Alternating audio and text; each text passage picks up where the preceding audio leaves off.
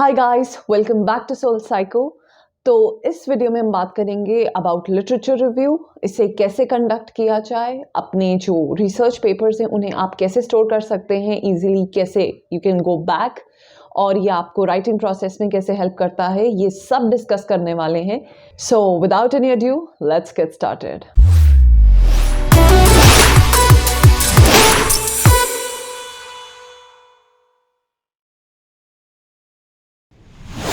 तो पहली चीज़ ये समझ लेते हैं कि लिटरेचर रिव्यू इम्पोर्टेंट क्यों है। तो जब मैं बात कर रही थी about your components of research, तो उसमें हमने क्या बात करी थी? टाइटल, उसके बाद आपका एब्स्ट्रैक्ट, इंट्रोडक्शन, और उसके बाद आपका लिटरेचर रिव्यू आता है। तो एब्स्ट्रैक्ट और इंट्रोडक्शन पे बाद में टचअप करेंगे, अभी हम स्पेसिफिकली फोकस कर रहे हैं लिटरेचर रिव्यू। तो जब हम बात करते हैं कि ये एग्जैक्टली ये चीज़ है क्या और ये क्यों रिक्वायर्ड है, जब आप कोई रिसर्च टॉपिक उठाते हो तो आप एक ऑब्वियसली एक पिक्चर तो प्रेजेंट कर ही रहे हो, लेकिन आप ये चीज़ भी बताओगे कि पास्ट में क्या हो रखा है, आपको कितनी अंडरस्टैंडिंग है उस पर्टिकुलर एरिया की। अब इसको समझने के लिए एक सिंपल सा एग्जांपल लो। आपको लेना है कोई मे बी स्मार्टफोन परचेज करना है, ओके? तो अब क्या करते हो आप? जब आप फ़ोन खोलोगे, आप टाइप करते हो कोई भी जो लेटेस्ट ट्रेंड या जो भी ब्रांड चल रहा है, जो भी प्रेवलेंट है, आप उसके बारे में रिसर्च करने लगते हो। आप क्या एनालाइज करना चाह रहे हो? आप उसके फीचर्स देख रहे हो, उसकी प्रॉपर्टीज देख रहे हो, रिव्यूज देख रहे हो। तो ये क्या चल रहा है? रिसर्च। फिर आप हर जगह सारे एनालाइज करके आप फाइनली पहुंच जाते हो कि ओके, बेस्ड ऑन जो भी मैंने रिसर्च करी है, ये पर्टिकुलर ब्रांड को परचेज करूंगी या करूंगा। या आप कंक्लूजन कैसे ड्रॉ कर सकते हो? जब आपने रिसर्च करी है, जब आपने पूरी मार्केट रिसर्च कर डाली कि ओके, ये इसके फीचर्स हैं और इस ब्रांड के ये पर्टिकुलर फीचर्स हैं, मेरी नीड्स को क्या सूट करता है, वो ये चीज़ है। बेस्ड ऑन द रिव्यू, ये जो भी आपने चीज़ें एनालाइज करी हैं, और प्राइस को भी ऑब्वियसली कंसिडर। तो अब आपने कितनी सारी चीज़ें एनालाइज करी और आपने प्रॉपर एक ब्रॉड पर्सपेक्टिव से फाइनली अपना डिसाइड किया कि आप ये चीज़ परचेज करने वाले हो। This is your literature review. Literature में भी आप क्या करते हो? आप देखते हो जो पास्ट ट्रेंड्स क्या रहे हैं, पास्ट जो चीज़ें पढ़ी गई हैं वो क्या पढ़ी गई हैं, उन्होंने क्या मेथोडोलॉजी यूज़ करी, उन्होंने क्या रिसर्च करने की कोशिश करी है, और क्या गैप्स अभी रहते हैं जो हम फिलअप कर सकते हैं एक अलग एंगल से, एक नए पर्सपेक्टिव से, और साथ ही जो मुझे इंटरेस्ट करता है, जो मेरे रिसर्च एरिया या रिसर्च इंटरेस्ट से अलाइन करता है। This is how. तो जब हम लिटरेचर रिव्यू की बात करते हैं, अब आप कितनी चीज़ों को रेफर करोगे? जो पुरानी प्रोग्रेस देखने के लिए आप एक चीज़ को स्टिक नहीं करते हो। अब यहाँ पे आप क्या रेफर करोगे? Journal articles, thesis, dissertation, books, videos, conference material, websites, इतनी सारी चीज़ों को आप रेफर करते हो। तो आपको स्टोर करने के लिए भी कोई प्लेस चाहिए, so that at the end of the day आप कंफ्यूज ना हो जाओ। क्योंकि आपको जो है राइटिंग प्रोसेस के लिए भी आपकी ब्रेन क्रिस्टल क्लियर होनी चाहिए। क्लमजी फॉर्म में होगा, आप कुछ भी लिखते जाओगे। तो एक प्रॉपर एक स्ट्रेटेजिक प्लान। अब जब हम टिप्स और ट्रिक्स की बात करते हैं राइटिंग की, तो टिप्स और ट्रिक्स का मतलब ये नहीं कि कोई मैजिक है कि आप एकदम से लिखने लगोगे, आप बहुत ही परफेक्ट पीस ले आओगे। नो, यहाँ पर एक स्ट्रेटेजिक प्लान होना जरूरी है, एक स्ट्रैटेजी होना चाहिए आपके पास, एक स्टेप बाय स्टेप प्रोसीजर जो आप फॉलो करोगे, जो आपको पूरे प्रोसेस में हेल्प करता है। अब जो आपका majority of the literature review होता है, वो होता है जर्नल आर्टिकल से, और जर्नल आर्टिकल्स में specifically the peer reviewed articles. तो मैंने लास्ट वीडियो में भी पीयर रिव्यूड बताया है। पीयर रिव्यूड कुछ नहीं है, इट्स जस्ट कि एक एक्सपर्ट ने एक पेपर लिखा है और एक्सपर्ट्स ही उसको रिव्यू करते हैं। दैट्स द पीयर रिव्यू, और उसे एक्सपर्ट्स ही रिव्यू करते हैं टू इंश्योर कि वो एक स्टैंडर्ड्स मीट करता है, और उसी के बाद ही पब्लिकेशन होती है। तो जब हम जर्नल्स की बात करते हैं, कई बार आप जर्नल्स चेक करते हो, लाइक अगर मैं इन्वायरमेंटल साइकोलॉजी की बात करूं तो journal of environmental psychology is a reputed one. तो जब आप जर्नल आर्टिकल्स रेफर करते हो, उसमें स्पेसिफिकली आप रेफर करोगे पीयर रिव्यूड आर्टिकल्स। तो मैंने लास्ट वीडियो में पीयर रिव्यू का मतलब पहले भी बताया है। इसमें सिंपल सी चीज़ है, एक्सपर्ट्स इसे लिखते हैं और एक्सपर्ट्स ही इसे रिव्यू करेंगे, ये इंश्योर करने के लिए कि वो कुछ स्टैंडर्ड्स मीट करता है, और उसी के बाद ये मार्केट में आता है या पब्लिश होता है। तो अब पीयर रिव्यू चेक करने के लिए या ये इंश्योर करने के लिए कि आप एक पीयर रिव्यूड आर्टिकल्स देख रहे हो, तो वो मैं आपको अभी प्रोसीजर दिखाऊंगी स्क्रीन पर। तो अब मैंने आपको लास्ट वीडियो में सर्च इंजन्स के बारे में भी बताया है, तो अभी इस सर्च इंजन में भी हम गूगल स्कॉलर देखेंगे। तो जब आप गूगल स्कॉलर खोलते हो, just type Google scholar Google पर, और यहाँ पे आपका एक सर्च इंजन आ जाता है।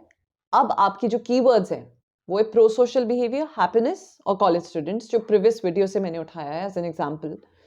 अब आप सेटिंग्स पे क्लिक करोगे और वहां पे एडवांस सर्च टैब आएगा। जब आप एग्जैक्ट फ्रेज देखते हो वहां पे आगे टाइप कर दो पीयर रिव्यूड, और कीवर्ड्स में अगर आप करना चाहो तो pro social behaviour, happiness in college students, जो आप यूजुअली सर्च इंजन पे भी टाइप करोगे। अब यहां पर आप देख सकते हो कि जब आपने वो एग्जैक्ट फ्रेज डाला है तो पीयर रिव्यूड मेंशन्ड होगा। ये एक तरीका है, बहुत क्लोज रहोगे इस चीज के। ऑब्वियसली इसकी कोई गारंटी नहीं है कि जो आप रेफर कर रहे हो पीयर रिव्यूड है, यू हैव टू चेक, लेकिन इट्स बेटर रादर देन हर बार आप चेक करते रहो। उससे बेटर है कि आपने थोड़ा ये इजी प्रोसेस बना दिया है। अब कई बार क्या होता है, जब आप कोई भी रिसर्च पेपर खोलते हैं, सपोजिटली मैंने ये वाला खोल दिया, अब यहां पर समटाइम्स जर्नल के आगे पीयर रिव्यूड लिखा होता है विच इज इजी, बट कई बार होता है कि जर्नल के आगे पीयर रिव्यूड मेंशन नहीं है और आपको कोई चीज यहां से उठानी है, आपको मेंशन करनी है अपने पेपर में। ऐसे केस में आप जर्नल लो, उसे कॉपी पेस्ट करो गूगल पर, और आप इजीली देख सकते हो वहां पे मेंशन जर्नल के अंडर कि क्या ये पीयर रिव्यूड है या नहीं।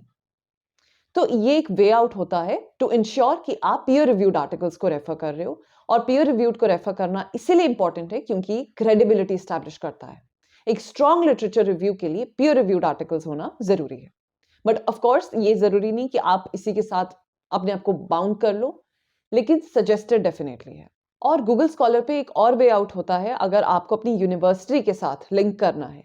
तो अब जैसे मैं इधर सेटिंग्स पे जाऊंगी and then I click this, और उसके बाद दिस इज हाउ आप अपनी जो है यूनिवर्सिटी लाइब्रेरी को गूगल स्कॉलर के साथ लिंक कर सकते हो। बिसाइड्स दिस और भी जो प्लेटफॉर्म्स हैं वो है साइक इन्फो, जो अगेन साइकोलॉजी के लिए इज इंपॉर्टेंट सोर्स। और इसके अलावा आप जो रेफर कर सकते हो वो है रिसर्च गेट। ऑफ कोर्स ये जरूरी नहीं, it's a kind of Facebook option for researchers, तो यहाँ पर जरूरी नहीं है कि सारे पीयर रिव्यूड आर्टिकल्स हो, बट ऑफ कोर्स आपको कुछ डेफिनेटली मिल सकते हैं। और बिसाइड साइक इन्फो आपके और भी प्लेटफॉर्म्स होते हैं, यूनिवर्सिटी डेटाबेस जो अगेन एक क्रेडिबल सोर्स है।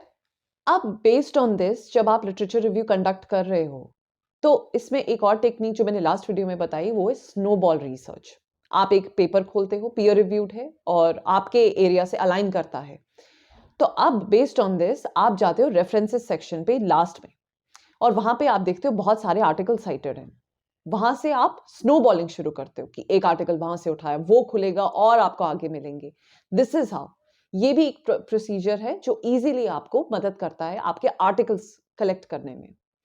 और ये जरूर इंश्योर करो कि कुछ ऑथर्स के आप बार बार नाम रिपीटेडली देखोगे काफी रिसर्च पेपर्स में, तो मेक श्योर कि वो पेपर्स आपके लिटरेचर रिव्यू में साइटेड हो, मेंशन्ड हो, बिकॉज वो एक स्ट्रॉन्ग बेस बनाते हैं। जो पेपर्स बार बार साइटेड हो रहे हैं वो एक स्ट्रॉन्ग बैकिंग दे सकते हैं आपके लिटरेचर रिव्यू को। तो जब आपने कोई पेपर पढ़ना भी है, अगेन स्ट्रैटेजी यही रहती है, पहले टाइटल देखो, टाइटल से आपको बहुत कुछ पता लग जाता है। तो कई बार रिसर्च पेपर्स में मेंशन्ड होगा a quantitative study on time management in emerging adults and Indian context maybe। अब यहाँ पर आपको क्या पता चल रहा है, इमर्जिंग एडल्ट्स अगर आपका सैंपल है, तो टाइम मैनेजमेंट अगेन अगर आपका वेरिएबल स्टडी कर रहे हो, उनका मेथोडोलॉजी उन्होंने क्या यूज करी जो आपको एक अच्छी इंसाइट दे सकते हैं कि ओके इसका इसको अलग एंगल से भी देखा जा सकता है। अगर उन्होंने क्वांटिटेटिव देखा है, may be a mixed approach, may be a qualitative approach, तो कोई और एंगल भी डाल सकते हो आप in terms of the methodology. Context आपको पता चल रहा है विच इज इंडियन कॉन्टेक्स्ट, तो टाइटल से आपको काफी इंफॉर्मेशन मिल जाती है, बट ऑफ कोर्स आपको स्टडी के बारे में नहीं पता चलेगा, वो आपको पता चलता है इन टर्म्स ऑफ जो एक ट्रेलर मूवी का विच इज योर एब्स्ट्रैक्ट, वहां पे आपको आइडिया मिलता है। एंड इंट्रोडक्शन आपको एक बैकग्राउंड देता है, जो आपको जरूरी नहीं इंट्रोडक्शन देखना। इसमें आप क्या फोकस करोगे, टाइटल, एब्स्ट्रैक्ट, मेथोडोलॉजी, उनका प्रोसीजर उन्होंने क्या यूज किया, रिजल्ट्स क्या है, एंड द कंक्लूजन। ये इंपॉर्टेंट इंग्रेडिएंट्स आप स्टडी करोगे जब आप लिटरेचर रिव्यू कैरी आउट कर रहे हो, क्योंकि आप देखना चाह रहे हो कि इन्होंने किस तरह से क्या आंसर किया, क्या प्रोसीजर था, किस तरह से किया, और लिमिटेशंस क्या रही हैं इनकी। वो चीज आपको आइडिया देती है और आप जस्टिफाई कर पाते हो कि ओके ये रीजंस रहे हैं और इस वजह से मैं ये पर्टिकुलर एरिया स्टडी करना चाह रही हूं या चाह रहा हूं। तो बिसाइड्स दिस एक और चीज जो है लास्ट में मेंशन करूंगी वो है रिगार्डिंग योर राइटिंग प्रोसेस। दो जब हम राइटिंग के बारे में स्पेसिफिकली बात करेंगे तब मैं उसमें और भी ज्यादा इलैबोरेटिवली आपको समझाऊंगी प्रैक्टिकल एग्जाम्पल के साथ कि कैसे लिखा जाता है। लेकिन एक चीज जो मैं यहाँ पे मेंशन करूंगी वो है stay away from the trap of descriptive writing. अब प्रॉब्लम क्या आती है लिटरेचर रिव्यू में, कई लोग क्या करते हैं जब वो लिख रहे होते हैं ये आपका ROL section, review of literature, तो कई लोग सिर्फ ये लिखते थे कि ये रिसर्च ने ये फाइंड आउट किया, सैमुअल एट ऑल ने ये फाइंड किया, किंग्स एट ऑल ने ये चीज निकाली थी। This is not how you conduct a literature review.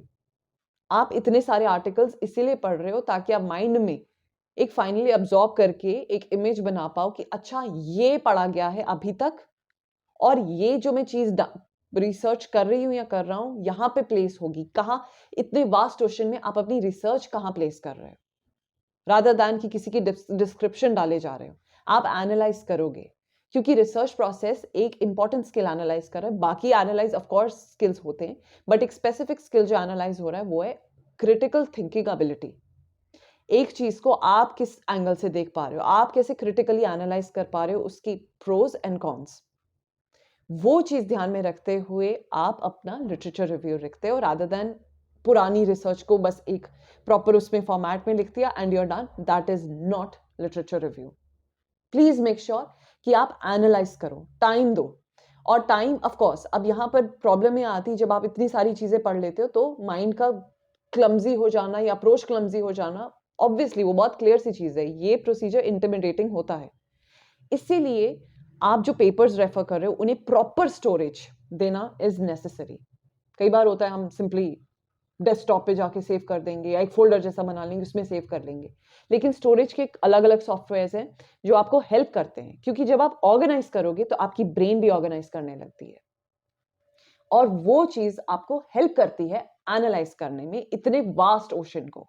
तो इसी स्टोरेज प्रोसेस को इलैबोरेट करूंगी मैं नेक्स्ट वीडियो में, जो आपको हेल्प करेगा अपने इस वास्ट ओशन को ऑर्गेनाइज करने के लिए। Until then, take care and see you soon.